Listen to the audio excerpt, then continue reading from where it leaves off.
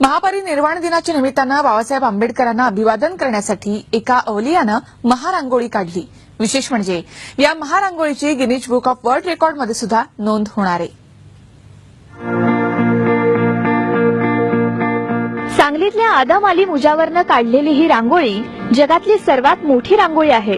बाबासाहेब आंबेडकरांची प्रतिमा असलेली ही रांगोळी तब्बल 100 बाय 150 फुटांमध्ये रेखाटण्यात आली आहे। महामानवाच्या विश्वविक्रमी रांगोळीसाठी तब्बल 5 टन रांगोळीचा वापर करण्यात आलाय। इतकंच नव्हे तर 700 किलोचा रंग आणि 300 किलोचा ब्राऊन पेपर वापरण्यात आलाय।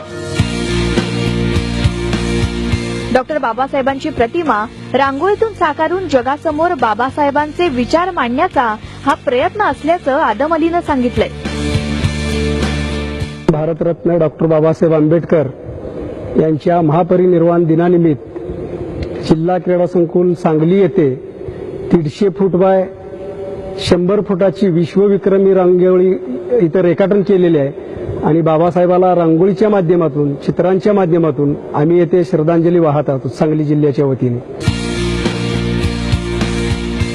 आदम अली मुजावरनं या अगोदर काढलेल्या 6 रांगोळ्यांची गिनीज बुक ऑफ वर्ल्ड रेकॉर्डमध्ये नोंद करण्यात आली। गेल्या अनेक वर्षांपासून बाबासाहेबांची प्रतिमा असलेली रांगोळी काढण्याची त्याची इच्छा होती।